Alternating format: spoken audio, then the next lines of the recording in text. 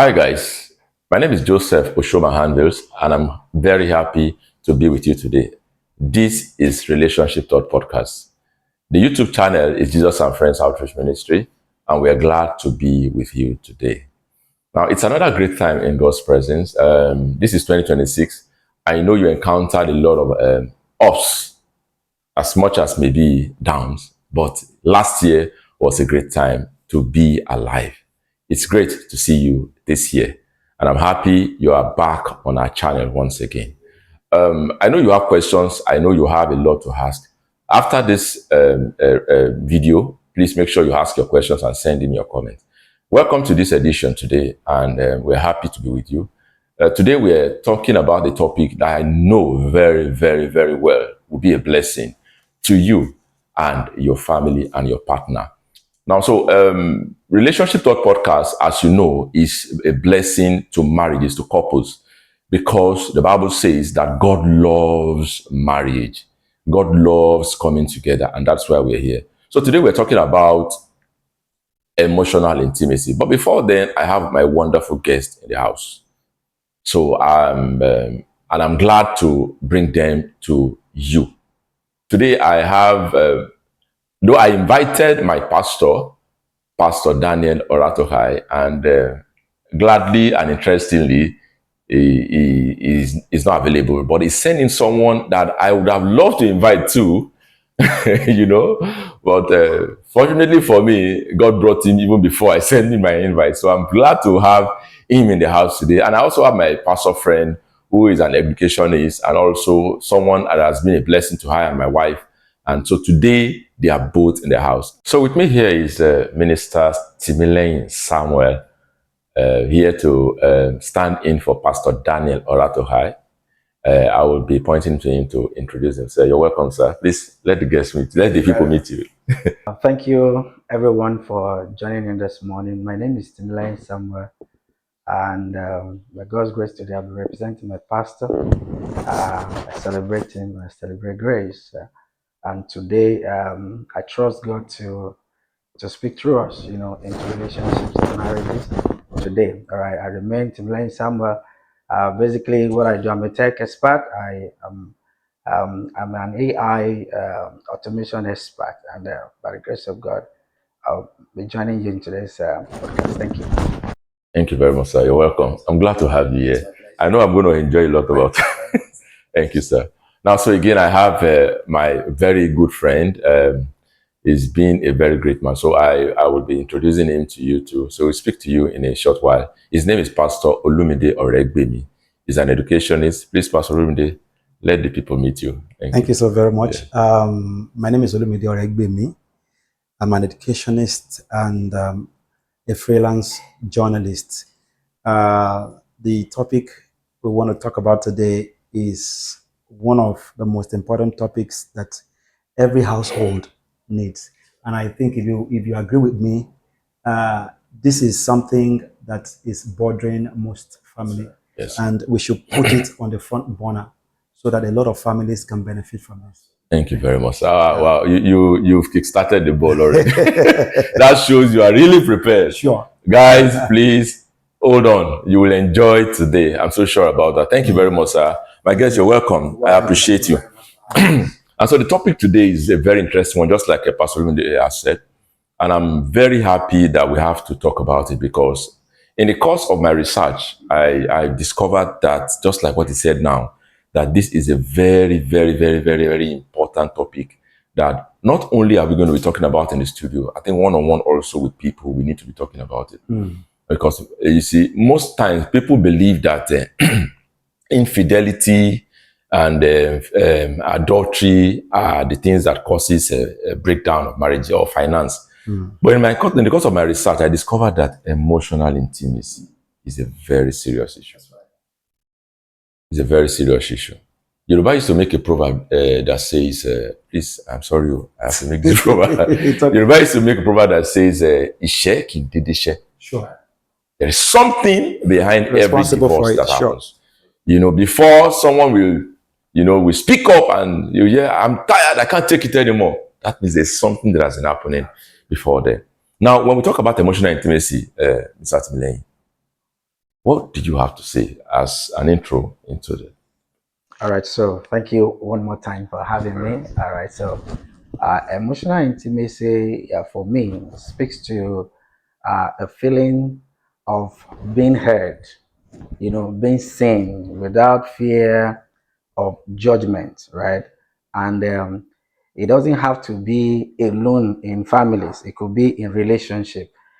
You get emotionally intimate with people, who you feel like you are not judged when you talk to them. All right, they allow you to be yourself as best as you can. Right, you are free to speak, openness. You want to be vulnerable with them, right? So for me, I think that is emotional intimacy is a key factor in marriages though.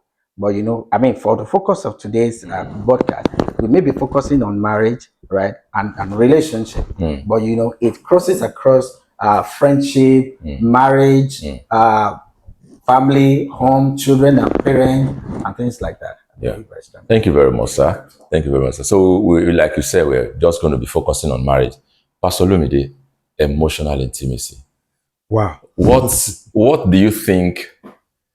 What harm or what plus can he offer to marriages? It has a lot to offer. But before I say something about emotional intimacy, let me salute this courage with which you have brought this, to the public. Thank you. It's sir. important. What you're doing is like what a medical doctor would do to a patient, to get them out of medical issues. So we are like medical doctors, but in the aspect of marriages, trying to rescue marriages and relationship. Now, emotional intimacy, is important, but when people hear emotional intimacy, what they feel is that it's usually about sex. You understand? But it's far more than it. Absolutely. Emotional intimacy is like, I know that I am free with my spouse. I know that even if my spouse is not around me, I am still feeling his or her presence. You understand? I am free. I am safe. I can communicate with him or her. Not being afraid of judgment, not being afraid of whatever negativity. That in spite of distance, in spite of orientation, in spite of differences, we are connected, and I'm safe. That's it. That's deep. That's deep. That's deep. I like that. Now, there's something you said right now that I would like to like to point out. When it comes to marriage, and like when I got married, the first year of my marriage, I was not available. In fact, my firstborn, I was not there when they gave birth to him. Wow. Yeah, I was not around. And till date, I've made up my mind. Any job that would take me away from my family, I wouldn't welcome it. Yeah. Not because of anything, but because of exactly what you said. You see, I discovered that emotional intimacy, just like you said, is not only about I love you. Sure. It's about being available. That's right. It's about being available. Now, how do you think especially men can notice their absence, even though they are present before their wife? But sorry to cut it short. Before we address that question, you mentioned something now that talked about emotional intimacy is not just about love. Yes, you understand. But there's this misconception, especially amongst this young couple or this Gen Z girls and boys. They tell you that it's either you love me or you don't love me, and then the interpretation of their own emotional intimacy is that they see you around, you're able to spend, you're able to make love to them, you're able to do all of these things. But that goes beyond emotional intimacy, because you can actually feel like somebody loves you, but emotionally not connected. Not connected, exactly. You're not emotionally connected. But with men, that is easy. Sure. But with a woman, it's not easy. Whatever makes a woman to give in to you, she believes she has a connection with Sure. you. A man can connect with a lady and immediately after connection, collect whatever it is and he's gone. But that's not emotional connection. That's not emotional. But that is what a woman calls emotional connection. That's sexual connection. That's sexual intimacy. In the context of a woman, they still want to accommodate emotion between that. A woman falls in love easily. A man doesn't fall in love. Sure. Yes, correct. That's A man, even with the wife in the house, it takes time before a man can convince himself that this woman I have in my house, I love her. It takes time. But a woman, immediately she believes that, man, I'm safe around this person and I can go ahead. That's very correct. You understand me? So that brings us to the part where, at what point can a man know that, okay, can a woman know that this man is for me or not for me? At what point? Okay, now, first and foremost, for a woman to know, we're speaking from the point of view of a woman now. Yeah. For a woman to know that this man is for me or not for me, there must have been thorough communication. Communication. You understand? They must have established what both of them want in that marriage, in that relationship. Sometimes when you communicate, you can communicate the other party's fear. And then when you say that fear, the woman picks it, especially if you're not married. It serves as a red flag that, if I go into this marriage with this person, I'm not sure this person is for me. Exactly. You understand? But then there are other things you will communicate, and then it gives a sense of security to the woman that, if I should marry this man, I'm sure this is for me. I'm doing the right thing. So we must be very careful. Of course, we are married. So when I say we must be very careful, I'm saying that to those who are not married, who are going into marriage, that they should be very careful, especially the female gender. They must understand that if this man is going to be for me, if I'm getting the assurance that this man is for me, then I must understand that from his communication. If he's not communicating it or he's communicating fear to me, then I should be able to sense that I don't think this person is for me. If you go into such a relationship or marriage, there'll be issues. Okay, now when it comes to marriage, sir, now there are couples that live together, but they are not emotionally connected. They live together, they have intimacy together, they do almost everything together, but there are still doubts. There is still not, there's what we call emotional investment. Sure. Where I can sleep beside my wife and I shut my eyes, I shut everything. I can sleep without, there's nothing I can give my husband or give my wife.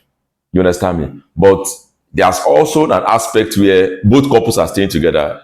This one they like this, the other one they like this. Everybody's just watching for. They say no. Where's my money? What do you take my money for and all those things? And to the point of also, I'm sorry to say, also now a woman having to get to the point of searching the husband's phone or the man suspecting the wife at all times. You understand me? I believe at that point there's something wrong somewhere because marriage is all about emotional investment. Sure. So at what point marriages they have a disconnect emotionally? Thank you very much for that question. And I'm going to answer the question with an experience. Okay. Right? Early in my marriage, so the idea that you were unavailable in 3 years of your marriage, you are not alone. Even though personally I was around. Okay. Yeah.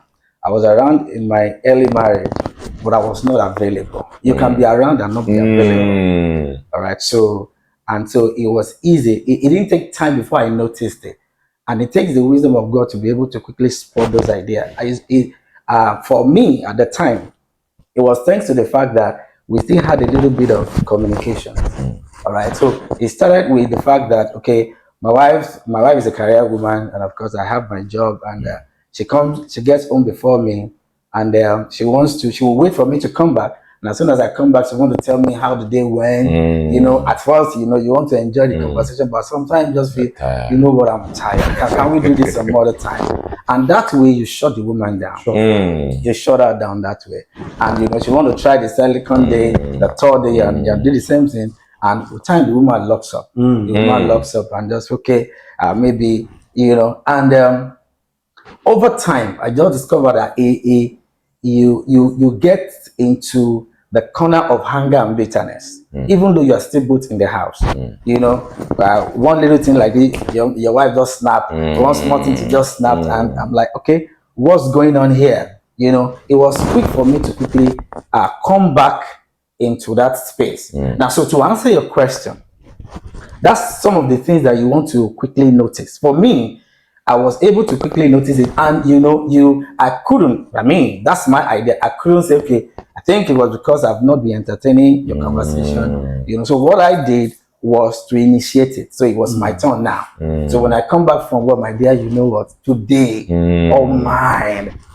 Where is this coming from?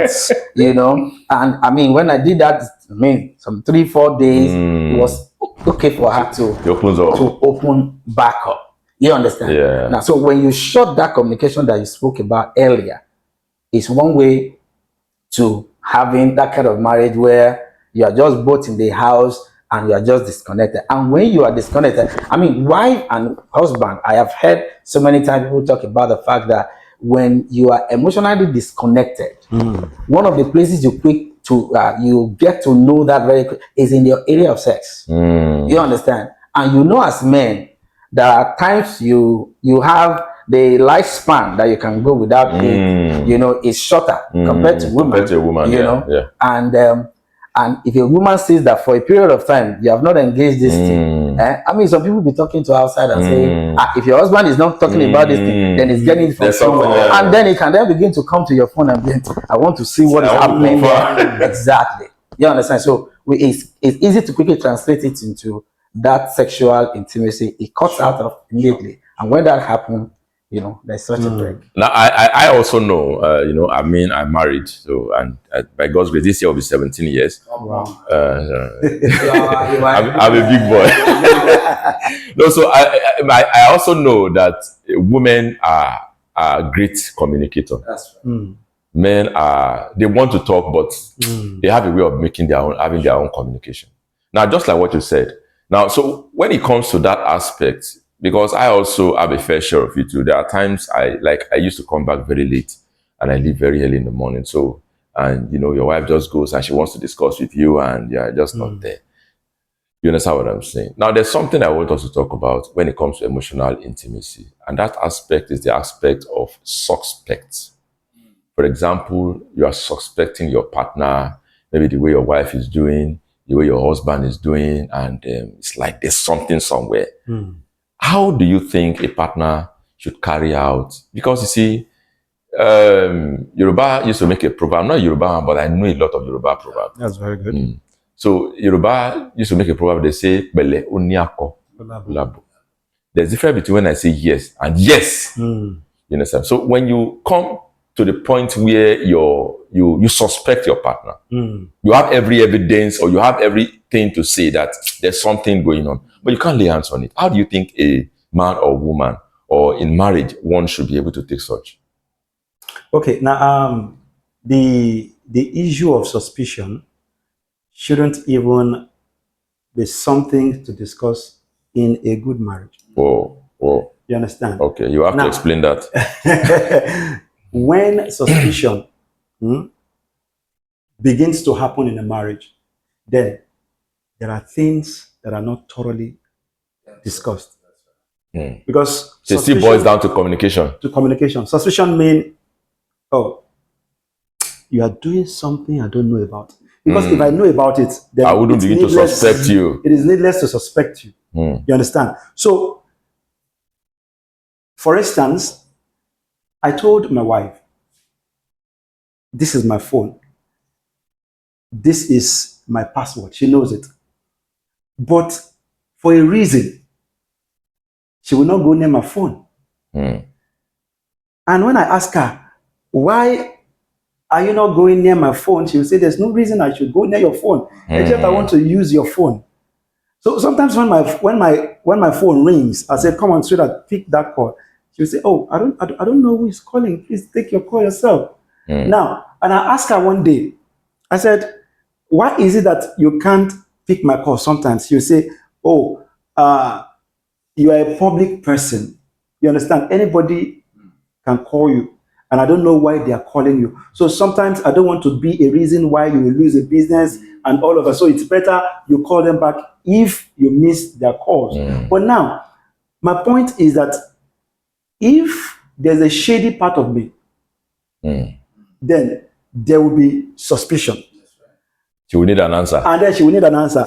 Now the suspicion will aggravate if I'm dodging explanation. And that's where communication comes in. So there are things you don't just sweep under the carpet just to avoid suspicion. So once we're able to thoroughly, I say that any man who is unwilling to talk about any issue of suspicion, it is either the man is weak, you understand, or is not man enough. Of course, that's weakness. He's not man enough. We must be able to talk about whatever suspicion so that all air can be cleared.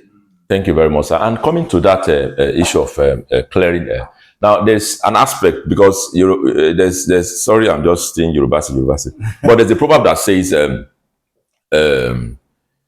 forgotten now. But you see, the aspect I'm coming from is this: the issue of forgiveness and healing. You understand me? It comes to the point where sometimes your partner feels maybe you are not, you don't say I'm sorry enough, or maybe he or she is going through some things, and maybe you don't care enough, like what you talked about, trying to reach out to you, but you're not ready and all those things. And you were able to notice, and you came to the point of saying, okay, well, okay, it's like I know these things. So you first of all approached her.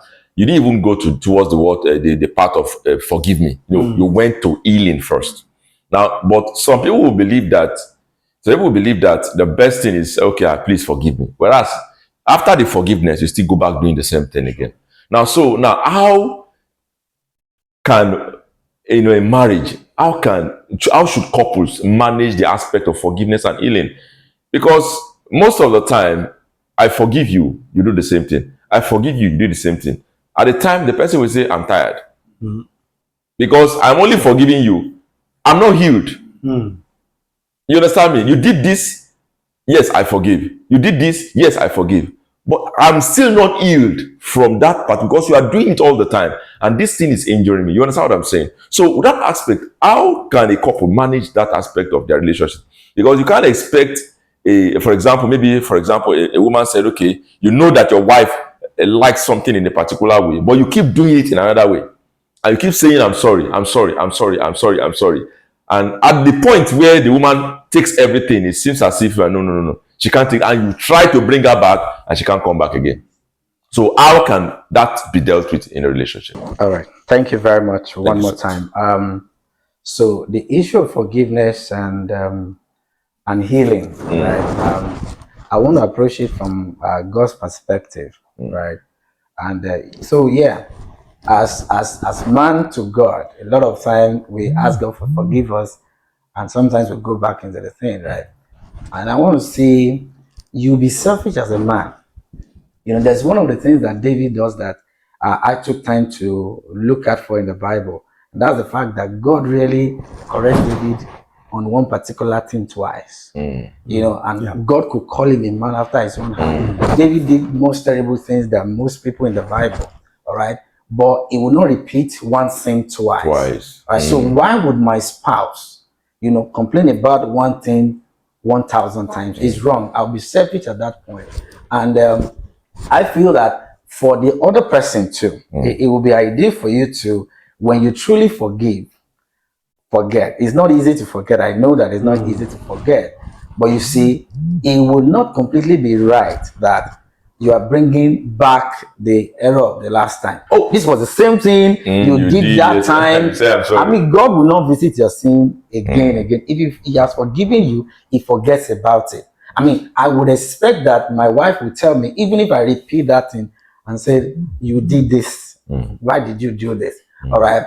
I mean, at some point, as human being, we won't talk about this is the third time, this is the fourth time, this is the fifth time. Counting it. You understand? And Jesus said, forgive, 70. You understand? So when you begin to count like that, it's true that you have not truly healed. All right. At that point, there are many sides to it. Right? You want to talk to God. You want to speak to a counselor. All right. As Christians, sometimes we just want to. I don't want to put my matter out there. And sometimes it may be necessary to speak to someone who is not your spouse, as it were.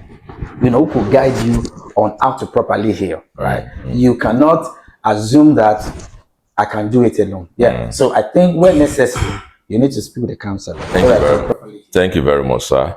Counselor, speaking to a counselor. When in our part of the world, we don't actually. That is the problem. We're not used to visiting a therapist abroad. Even your government pay for you to go and visit therapists. When they compel you. They compel you now. When they see that there's a particular thing that is constantly going on, they will just give you a nowhere go and they will pay for it.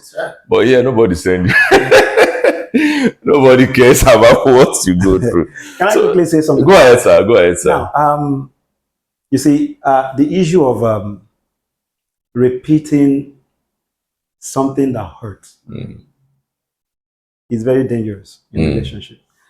We teach our students that there are magic words. And one of the magic words is sorry. Now, students can be funny. They will do something and say, I'm sorry. Students are children. Children. Let's be specific. Children. Even some who are not in the category of children, we still do something. I'm sorry. They feel once you say I'm sorry, it's okay.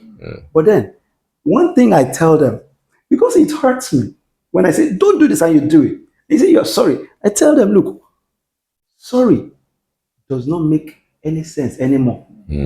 Once you begin to repeat the same thing and you keep saying, I'm sorry, then sorry is useless because you keep offending me. Now, the magic aspect of that statement, I'm sorry, will lose its worth. Once you keep saying, I'm sorry. Now, to the person who is offended, okay, and needs to be healed, the person really needs to understand, why is this person repeating this thing? Does he need help or does she need help? Like you said, visit a therapist or get a counsel or get counsel from someone you respect or you both respect, and then come to the place of prayer, because sometimes it could be an addiction to keep doing something and hurting the other person, and then coming to what God says, forgive. Truly, I say forgiveness is a decision that no matter what you do, I'm not going to be angry. Wow. Yeah. That is another thing. Because it talks, that one you're talking about now talks about preparation for offense. Advance, as if, okay, I know you're going to hold me. I've already put some money in the bank. That aspect is deep. You know, I told someone, I said, investment. I told someone something. I said, if you are not a forgiving person and you know how to count offense, don't get married. Sure. Yeah. Because your marriage will break. It will. Because, okay, you'll be offended. Forget that way Jesus talks, say, offense must come. Offense will come. In outer relationship, it might be woe, but in marriage, for you to mend, do you know something?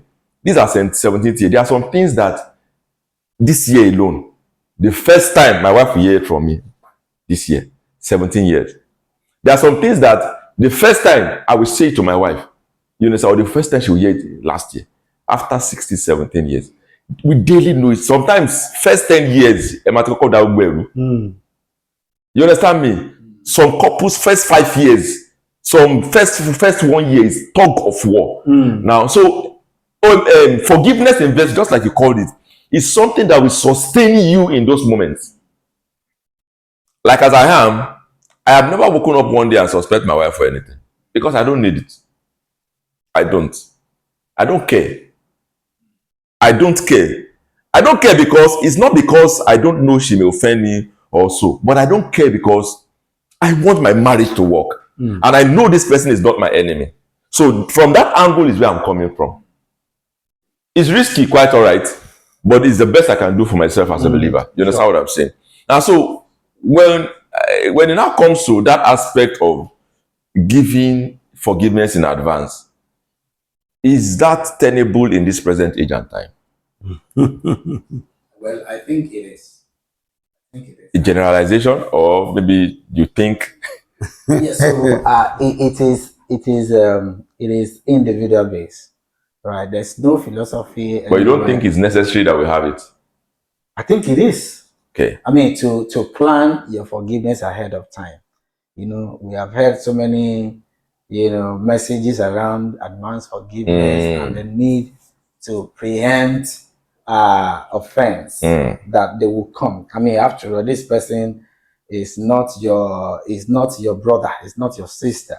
All right. So if your sister, before you got married, you were with your siblings, your mother, your aunt, for some upward of 20 years plus. And if at that level you still, offend each other, you are still married, you still talk to your older brother or younger one, and they still offend you, even in different distances, right? How much more the person that is, in your house? I think it's something that we have to preempt. Yeah, you are not waiting for your spouse to offend you. You just know by your personal decision. Like, for instance, I came from a broken family, and it was a decision that my marriage will work no matter how. Because if it fails, then you already you formed a pattern already. It's easy for people to say, oh, their parents too did not work, or this one will not work. Yeah, so you want to break it from there. And to breaking it's both spiritual and physical. You have to be very intentional. It will work. Regardless of whatever you do, it will work. And one of the ways by which you can make it work is to forgive in advance. Before she does. I want to come to some place. Now, you say it will work. Now, is it possible to be faithful to your partner and still emotionally disconnected from that same person? So, how does one manage that? Okay, so in my little wisdom, you are doing that because of that decision to make it work. How it worked, notwithstanding. Okay, so that there are marriages that couples are together, and especially for women, some women will tell you, I'm in there because of my children. Yeah, for the man, nothing. So the wife is not bothered about that point. She will be doing some things nonchalant. Sure, and both of you are just accommodating each other. That we don't. A lot of counseling that goes on in the church. The couples are holding hands, but when they get into pastor's office, they want to talk about it. Don't touch me. Exactly. Touch me. And by the time you will not believe that. Do you know that also some of those times, some men become surprised and say, kilo shele man but for me. Yes. You didn't tell me this. You understand me? And so, but all the while, you guys are just friends, but there's an underlying issue, emotional disconnection that has been going on. You understand me? So at that point, what can be done to bring back that? Because it talks about communication, and I think, like I used to say, if there's anything that's important in a relationship, it's communication. That's right. It's communication. And so, how do you think that can be mended? Faithful, but emotionally disconnected. Can I talk about that? Go ahead. Okay. Faithful, but emotionally disconnected. Yeah. Yeah. First and foremost, we need to establish the fact. We need to establish the fact of what causes the disconnection. For instance, there are reasons why I will be emotionally disconnected from my wife, but I will not go outside to sleep with another woman. There are reasons. Perhaps based on my moral stand, I say that's discipline. I say, no, I cannot do it because of my vows that I made at the altar. But then I need to ask myself, or maybe my wife need to ask, what is she doing that is making me emotionally disconnected? For instance, I know a couple. This couple got married, and within 6 months, the marriage got broken. Within 6 months, You know, he was talking about marriages, you know, having issues first 10 years. This is first 6 months. It got broken. In fact, the family of the wife came to pack her things. Now, why did this happen? The husband was not cheating, but the woman just felt, how can I be living with a man who would not be talking to me, who would not be making love to me regularly? Does he want me to go outside? Why did you marry me? Okay, the man is faithful, but yet he will not perform his marital responsibility. So that's because the woman was able to have a conversation in a way that made her understand that, okay, well, maybe his biological makeup. You know, there are people whose libidos are very low. Very low, yeah. You understand? So sexual intimacy it's not a thing for them. It's not their thing. So, and we have it in the opposite gender too. Sure.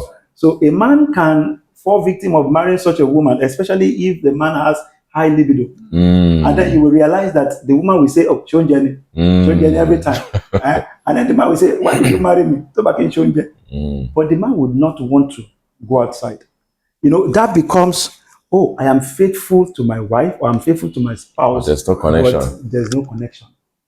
You understand? No emotional connection, no sexual connection, no communication connection, nothing in form of connection between them. And at that point, marriage is any problem. That's what I wanted to say. 50% of that marriage is gone. Yeah. So there is no, it will still end in a crash. Definitely. Yeah, except it's being dealt with. Except is the issue is being addressed. Yeah. And one of the tools, like where you're coming from now, one of the tools that can be used is communication. But I think that still does not solve it. That's exactly when you mention communication. Communication cannot solve this. Yeah. Because there's a biological problem. Exactly. No, I also believe that, you see, I believe that in marriage you can't get everything. See, you can't get everything. Really? You can't. Sure. You can't get everything. There are times I know a man and woman that love themselves. So when you say you can't get everything, what do you mean? What I mean is this one. For example, what it talks about, okay, the man has low libido, but the woman is highly active. You understand what I'm saying? At that point, no matter what she does, it still cannot change that man. Sure. In fact, the man can just say, okay, let me speed up. No matter the speed up, he still cannot be able to meet up with the expectation, but at least just to try. You understand? At the time, the man will say, I'm not for me. Because it's not part of him or part of her. So what I'm talking about, you can't have everything, is that sometimes some men are just nice. They can finish you with care. Sure. I know a woman, while I was working in Ekiti, I know a woman that packed out of his husband's house and married the gate man. Because the man has money to the extent that the man is not always available. Yeah, so the gate man is always available. And this man has money. If you talk about money. So gate man, yeah. Like the gate man cannot go and meet my dad. It's my dad that came to meet her. Gate man dad. You understand? So what I'm saying in essence is that now, so this woman has everything, the husband, but this part of aspect of the care, the emotional care and nurturing and concern and being there is not there.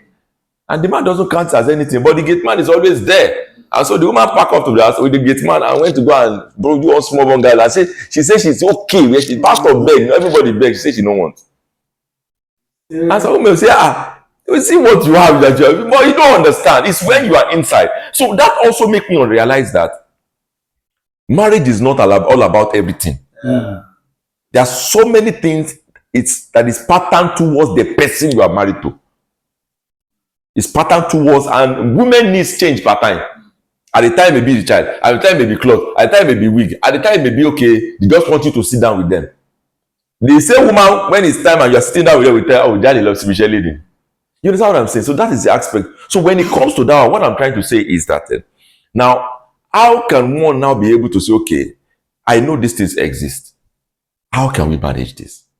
I know you are faithful. I'm faithful. What? This thing, I can't do it.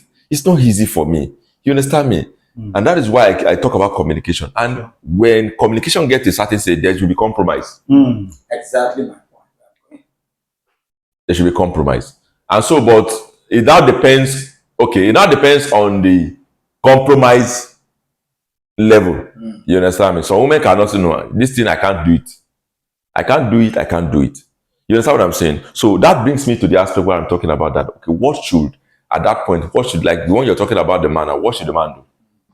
I think for me, both of them will make sacrifices. You need, so my partner wants to see me make efforts to getting better at whatever she complains about. All right, I may not give you 100% like you said. All right, but you see, from my point 10, I make it to 20, I make it to 30. You know, your spouse says that you are making effort, and it's vice versa. You know, say they both can come to a compromise. I think, and I mean, you get to your 40 and you say, you know what, this is my limit, and your spouse feels okay. I mean, it's something you have made effort. You know, so for one to just expect that you'll get to that height, it may be difficult, but at least I think everyone needs to see that the other person is making it. Now, let's talk about vulnerability between partners. How vulnerable do you think partners should be to themselves? I think partners should be completely vulnerable. You think so? I believe so. Yes. But is it actually, is it visible? Now, that's in an ideal situation. Okay. You understand? In an ideal situation, partners should be completely vulnerable to each other. Now, when a partner can't be vulnerable to his or her spouse, then we need to ask a question. And the question is, are you in the right marriage? Because if you're in the right marriage, you should be able to be vulnerable. If you're not in the right marriage, then you'll be afraid to be vulnerable. You'll be afraid because you can predict what will happen. I want to cite an example, but the story just left my mind the moment I mentioned it. It happens. Okay, I want to ask a question. While you are still searching your mind, I want to ask a question. At what point should the vulnerability start? From the first day of marriage or later in the marriage? Because is there a season of observation? Because you also need to understand the emotional balance and maturity of your partner. If you don't understand the emotional maturity of a partner, you go and be vulnerable to her. You understand? Some families, they believe in purity, morality.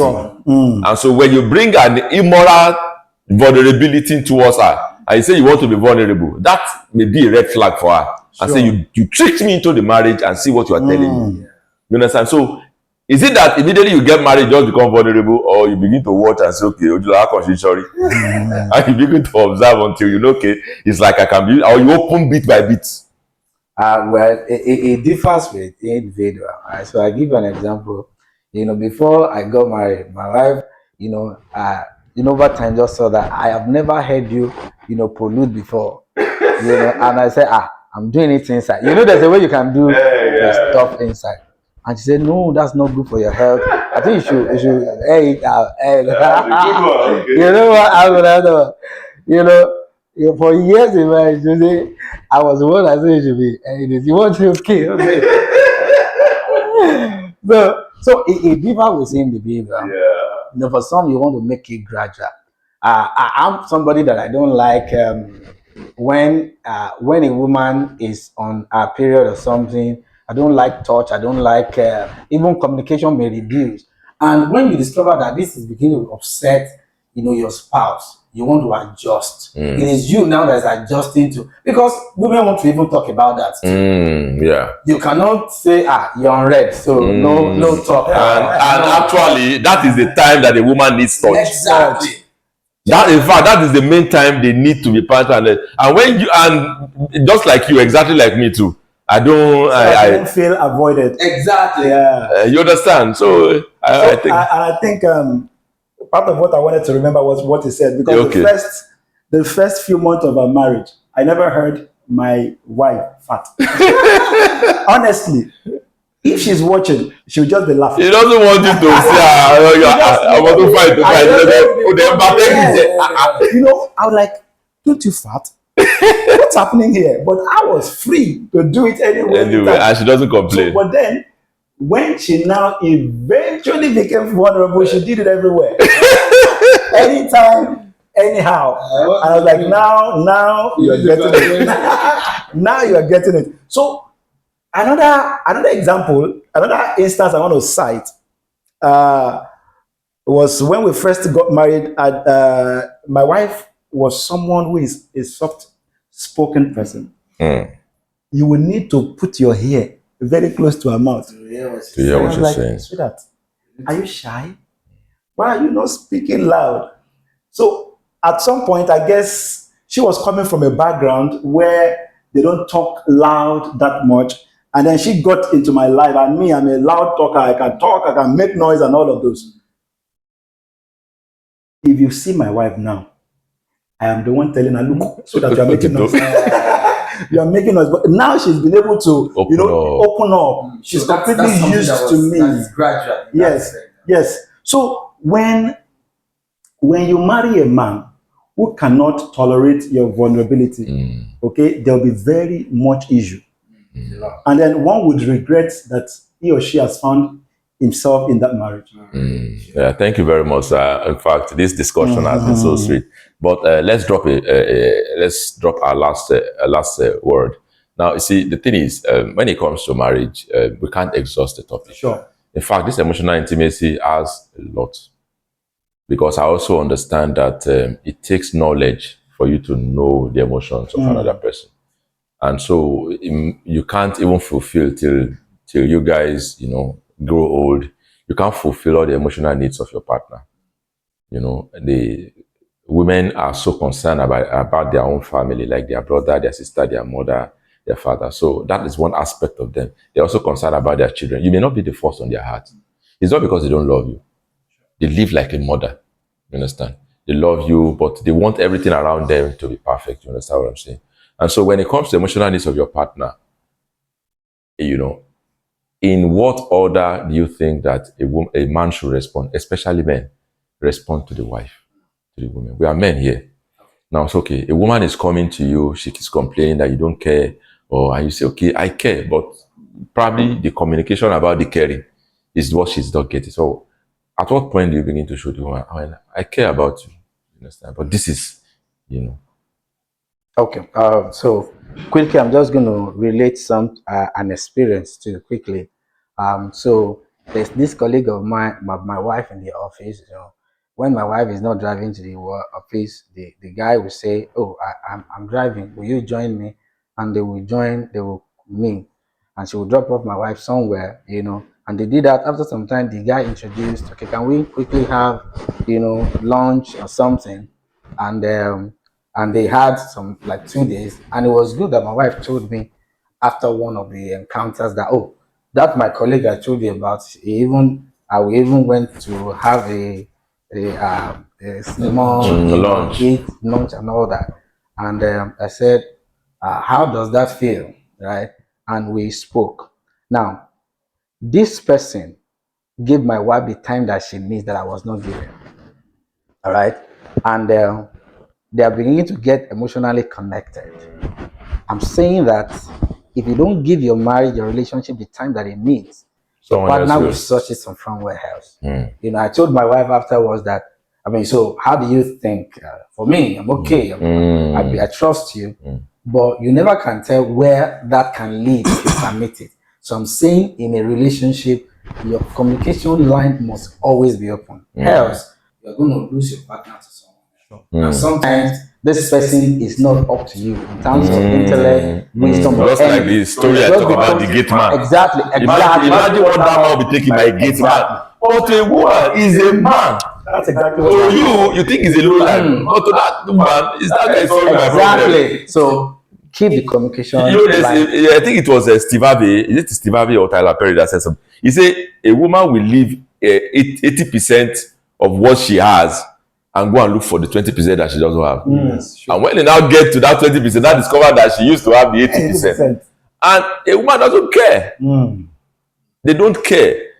That 80% they are having, they believe they have it already. But that 20% is so important for them. And that brings us to what you just said. But the aspect I also want us to quickly round off on is when it comes to the issue of provision. A man believes if I provided, I bought you clothes, I bought food, I give everything, it shows I care. And that's why most of us believe that, man, it is solved problem only. I've solved everything is okay. But to a woman, I think that's just a fraction of it. Yeah. It's a fraction of it. Now, when it comes to emotional intimacy, what do you think in this present day women is number one in their mind? Using as your own experience as a point of contact. Okay, the issue of women is not one size fits all. Yeah. You understand? A woman with her individuality. Yeah. You understand? Now, as far as I'm concerned, providing for the family is like exhibiting your role as a man. It does not entirely define intimacy. You understand? It's like you're providing and you're exhibiting your role. It does not in any way represent intimacy. Now, from my own experience, my wife, aside providing, my wife would say, sweetheart, please don't go out today. I just want you and I to be alone. And that might be the day I need to make much money than I make other days. But then I will have to sacrifice that just to ensure that I satisfy my wife.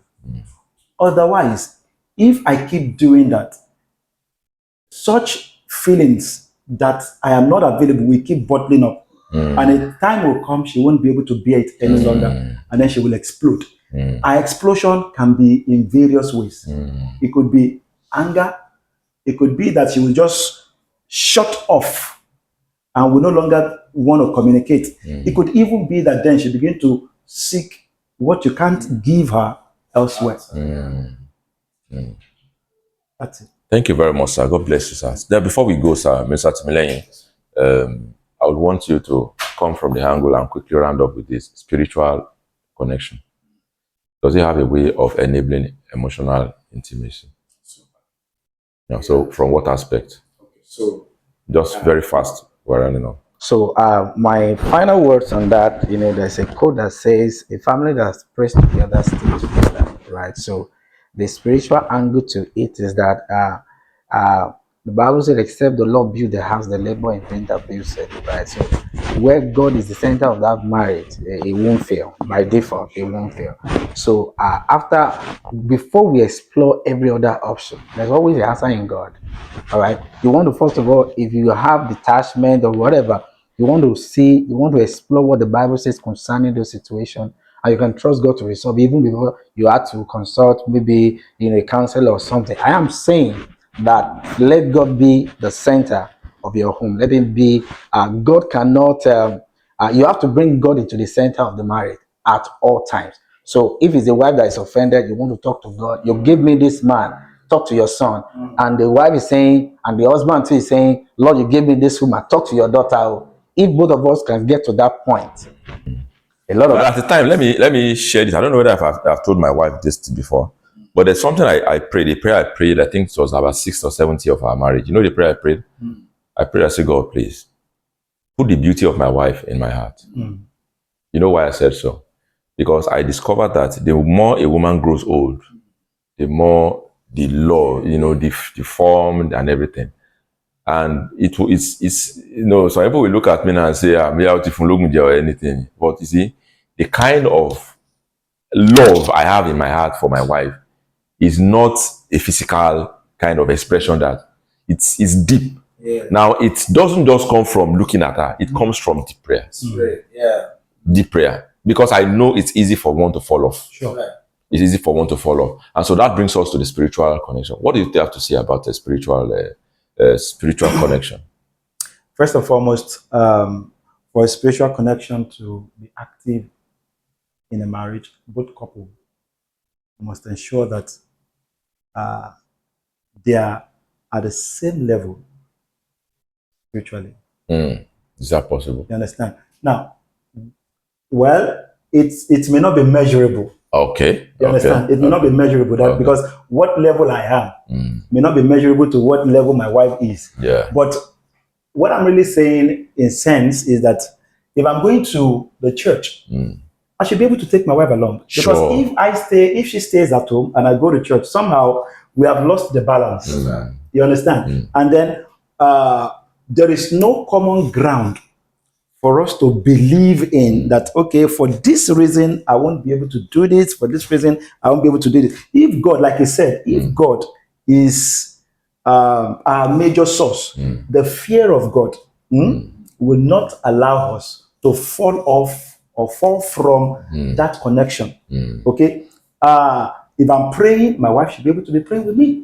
If I'm fasting, my wife should be able to be fasting with me. Okay? If I have to go, some people don't believe in the idea of going to the mountain, but I believe in the idea of going to the mountain. Sure. So if I have to go to the mountain, we have to plan it as a family because I can't be growing spiritually and then my wife is not growing spiritually. A balance will be lost at that point. And that's why spirituality, okay, can sustain intimacy. Thank you. But spirituality can sustain intimacy. It's been a wonderful moment with you guys. I want to appreciate you, sir. Thank you so much for the wealth of your knowledge. And you really brought to fore everything that's inside of you. You know, when you came, and the way you were talking, I know that this guy, Yoruba will say, Febo. You know, I'm used to saying Yoruba because I was born and brought up in Lagos, so I understand Yoruba more than even the Yorubas. Very obvious. So, Mr. Pastor Olumide Oregbemi, it's great having you. I appreciate you. Thank you for coming to Relationship Talk, and I'm so sure that as many that will watch the edition, they will really be blessed. And so I want to welcome and appreciate you all for watching to this point. And I believe that you know that your marriage can work. Yes, sir. Yeah, it can. That's the first conviction you need to have. Because if you don't have that conviction, no one can help you. No one can help you. We can't come from the studio and come and beat your partner for you and say, you need to do what he or she wants. So we can only, speak to you based on our experiences, based on what the scripture is saying, and based on what we know is something that can actually work for relationship. And to this point, I know you've been blessed. And I also want you to know that we have, you have opportunity to ask questions or send in your comments. And also please make sure you share this video to as many of your family members on your social media accounts, your X, your WhatsApp, your Facebook, and make sure you follow us on Twitter, X, The Harvest Dream, on Facebook, the Jesus and Friends TV, on YouTube, Jesus and Friends TV, on Instagram, Jesus and Friends Relationship Talk. So please make sure you follow us. You will be blessed. We are so invested and interested in making your relationship work. Thank you for coming, and I appreciate you. Please remember our book, Assumption, the Enemy of Sincere Love, is still available on Amazon, and you just type it on Google search, and you will get all the links where you need to. You can read just the first and second page. The others you have to buy. Please make sure you patronize us, and God will bless you. And also, please go back and watch our previous editions if you have some issues that has to do with divorce, has to do with bullying in school. We have a lot of previous edition. Please watch, and the Lord will bless you. Remember to subscribe, and we hope to see you next edition. Next edition is going to be all female, all women affair, and you will not want to miss it. God bless you. Thank you. See you next time. Bye.